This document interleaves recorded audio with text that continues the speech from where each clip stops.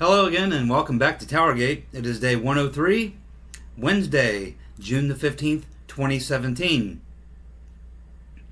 Okay, well the big story today obviously is this attack on the Republican baseball practice for a charity event that they're going to be participating in, which they do every year.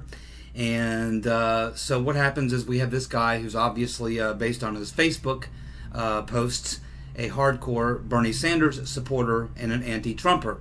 Apparently his goal today was to kill as many Republicans as he possibly could. There are 4 people, including the majority whip, who is currently in the hospital in critical condition, and 3 other people. He was eventually taken out, it appears, by a Washington, D.C. Metro cop, and they put him down. So his name is James Hodgekinson. And of course, he was probably just following through with Loretta Lynch's call for blood in the streets, would be my guess. But you have to, raise the question, when Gabby Giffords was shot, we had the left-wing media, the New York Times, the Washington Post, MSNBC, CNN, and all the rest, spending the next 2 weeks talking about the Tea Party and how their harsh rhetoric may have been what motivated the individual to go shoot Gabby Giffords. As it turned out, this individual was not even political whatsoever. He was a nut who took one too many acid trips. That's what this guy was all about. He wasn't political at all. He was just a nut. And in the case, though, of Mr. Hodgkinson, it appears that he was a Bernie Sanders supporter and a hardcore left-wing progressive. Now, I'm not suggesting that all Bernie Sanders supporters are that way. In fact, I have quite a few friends who are Bernie Sanders supporters, and they're fine people. And I'm sure they wouldn't support any of this. But, you also have to ask the question, can this have something to do with the media rhetoric coming out of the Washington Post, the New York Times, MSNBC, CNN? They spent the last 8 or 9 months now telling us that Trump is Hitler, that he is going to reinstate slavery, that he wants to destroy the planet, that he's going to start World War III. He's Hitler, he's Mussolini, he's all these things.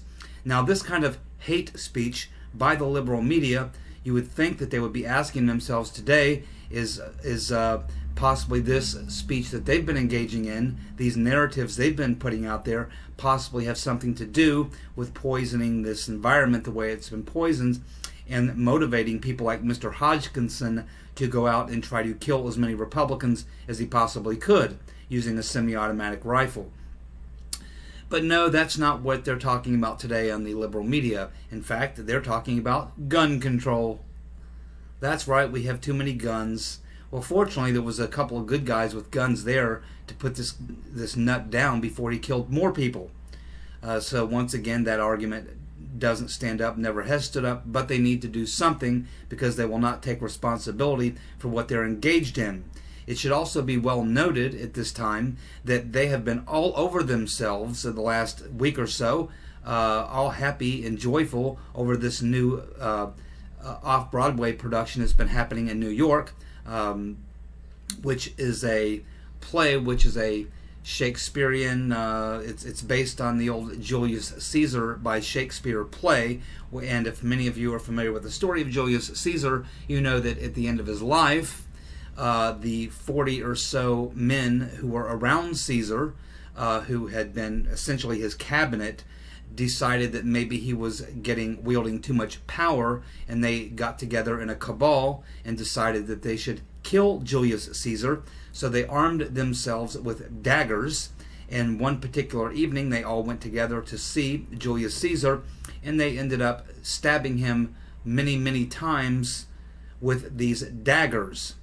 So this Shakespearean version of Julius Caesar instead cast the main character as essentially Donald Trump, and they carry out in the last scene of the movie this violent stabbing episode where all these people around in this case Donald Trump, the president, all these people stab him to death with these daggers. And of course, MSNBC and CNN and the New York Times and all their friends have been out gloating this week about what a wonderful, wonderful theater performance this is, and how everybody should go and see it and support it. And it should be also noted that this is one of the corporate sponsors of this disgusting play is TNT, which is a sister network of CNN. It should also be noted that the Shakespearean play, which we're now seeing, which is disgusting, is also received $30 million of taxpayer money, which is a travesty and a crime, and we should not be funding this type of garbage. But we will not hear anything about that from CNN or MSNBC or any of their friends. So that's kind of my thoughts on that, on Mr. Hodgekinson. Hopefully he survives and is held accountable for his crimes, and hopefully we can learn more about where he got so radicalized. It might be the case that he watches a lot of Rachel Maddow. Maybe he watches a lot of Keith Olbermann.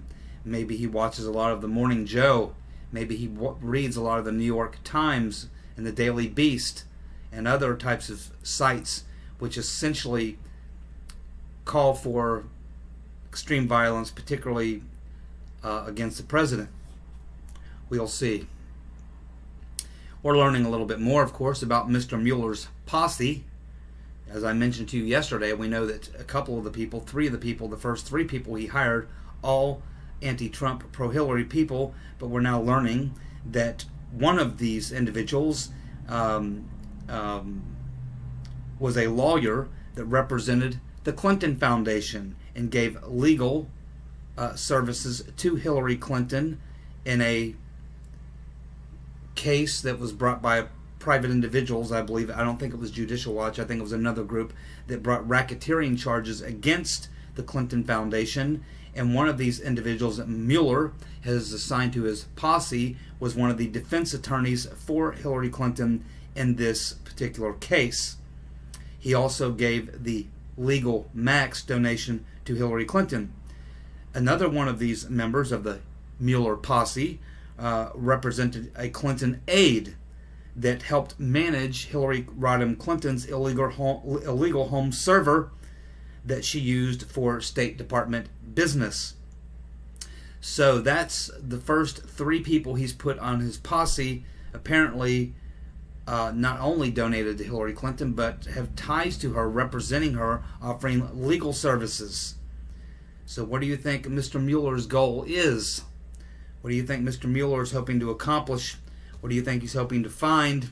And what direction do you think his posse will be moving towards as they conduct their investigations? Do you think they'll be looking into Hillary's illegal server? Do you think they'll be looking into the Clinton Foundation?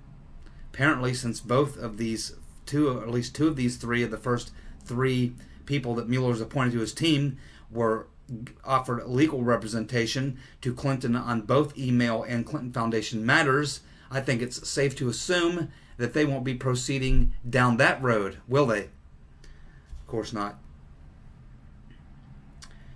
Now, some international news that's been going on. These are a couple of these other issues I haven't been able to get to, which this one here is quite humorous. It's the second time or third time now that this has happened.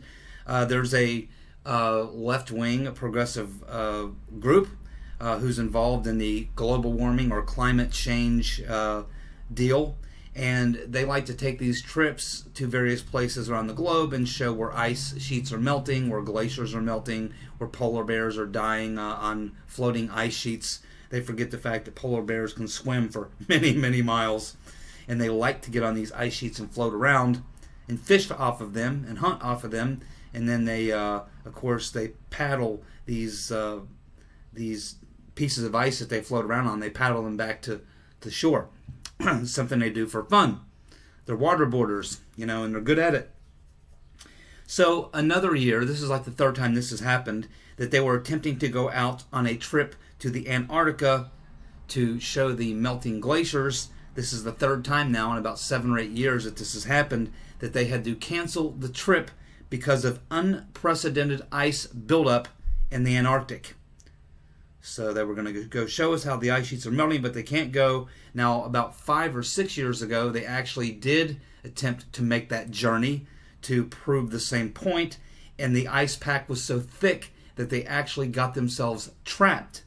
And because they were running low on food and supplies, the Russian government, or actually a Russian oil company that uses ice cutters for their oil operations in that region, had to send out a couple of ice cutters to cut through the ice and create a space where their boat could escape into open waters, because they were all going to die of starvation because they were trapped by the ice pack around them. But it looks like they're smart enough this year not to get themselves in that situation. They're just not going to go on the trip to show us how the ice is melting, because the ice buildup in that area is now unprecedented. Another point is something I mentioned in a video, in a kind of a foreign policy video about 2 months ago, when I was focusing on this topic, talking about this president of Hungary, who I believe is a female, very tough woman. I also talked about the Czech Republics and and Poland. A lot of these former Eastern Bloc countries have not been having any part of this migration issue that's been dictated by the EU, and as a result, you do not see the massive terrorist attacks happening in the Czech Republic, Hungary, or Poland. But now the EU, which has been pressuring them very hard for the past couple of years, has finally reached their limit, because these countries are simply telling the EU they are not going to adopt the EU's mandate or dictate that they allow millions of these refugees into their countries, so that they end up looking like France and Sweden and Germany. And so the EU has now decided to sue these countries. And as I stated in this video about 2 months ago, a lot of people are looking for the crack up of the EU to happen as a result of Brexit, which will have some impact, or possibly before the French elections. People are thinking, well, if Marie Le Pen wins and she decides to have a referendum, they'll probably vote to leave the EU. And all this type of stuff. People are looking to these Western European countries, Britain, Sweden, Belgium, places like that, Austria particularly. I think Austria is a country that could join these other Eastern Bloc countries. That guy got very close to winning last time. I think he will win this upcoming, I guess in 2 years or 3 years, that election will happen again, and I think by then Austria will go the right way.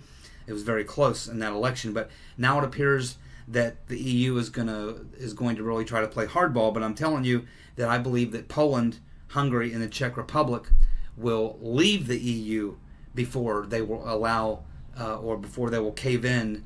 And I don't believe that when the EU sues Poland, they're going to be going for all sorts of financial punishment.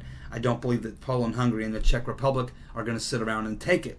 These are some very tough people in the Eastern Bloc. And they don't like being bullied. They were bullied for many, many years when they were Soviet satellite states.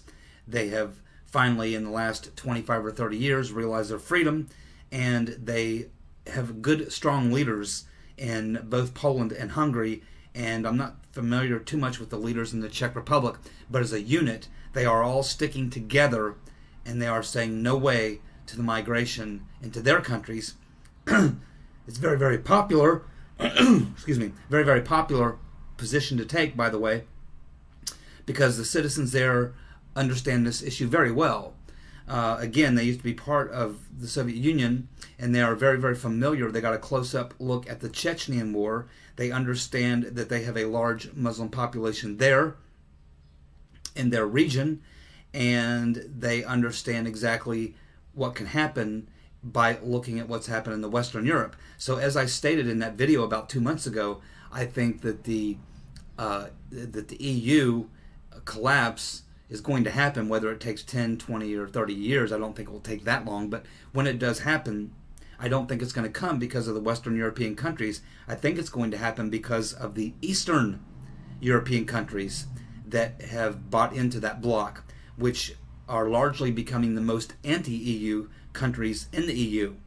And while things didn't turn out in the Netherlands or France or in Austria the way that we hoped they would, remember, this is the early stages of this movement, and I believe as things continue moving the direction they're moving in, we will see in the next 5 to 10 years probably we will see some of these Western countries go in the right direction, and I think you'll see these Eastern countries that will be the first ones if push comes to shove. I think that Poland, Hungary, the Czech Republic would opt to leave the EU rather than be bullied by them, and I think that this is probably going to be the way this is going to go. So this is just something I saw coming about a year or two ago when I was looking into these international issues, particularly with the EU, as I was watching the Brexit. It really was when I was watching the Brexit and looking at all these EU countries, which ones I thought may be the ones to be most likely to leave the EU. And my looking into it at that time revealed to me that it looked more like the Eastern Bloc countries, former Eastern Bloc countries, that would be the ones who would likely want to move away from the EU, not so much the Western ones. So, I mean, I think this is the direction that's going to be moving, and it'll be very interesting to watch and see how Poland, Hungary, and the Czech Republic respond. But I'm pretty sure, just based on watching some video and learning a little bit about the presidents of Poland and Hungary, Poland is pretty connected to NATO and the U.S., and they are pressured a great deal and bribed a great deal by the United States, at least ways under Obama and Bush. But I think under Trump, I don't think we're going to see Trump pushing Poland in any one direction, and you may see them move more towards Hungary and the Czech Republic. I can tell you the Czech Republic right off the top will not capitulate whatsoever. They are way too close to what happened with the Chechen War. They understand. They're right in the heart of that zone where they would be overwhelmed and overrun with radical Muslims if they were to take advantage of this, and they know that. So it's just not going to happen in the Czech Republic, I can tell you that. And they would leave the EU. They don't benefit that much by it anyway. So it's really Poland and Hungary. Poland mainly because of their association with NATO and the pressure that can be brought to bear by the U.S. And Hungary, of course, is kind of in that middle ground. You know, will have a lot to do with seeing how relations go with the Russians. I would assume at this point that the Russians are watching this pretty closely. I would expect to see Lavrov reach out to Poland and Hungary and try to improve relations between them. And if we see this happening, I think that you could see Poland and Hungary and the Czech Republic maybe give the finger to the EU and walk away. I think it's very likely. So we'll keep watching that. But anyway, that's basically what's going on today. Anyway, I appreciate you all tuning in to TowerGate, day 103, June the 15th, 2017. It would actually be Thursday when you're actually watching this video. So anyway, I'll be back tomorrow with another version of TowerGate. I appreciate you all subscribing and commenting and sharing the videos and all that. So we'll just keep moving forward, and we'll find out what shoes drop tomorrow and keep on with the drip, drip, drip, one day at a time. Alrighty, you guys have a good night. Thanks for tuning in. Bye.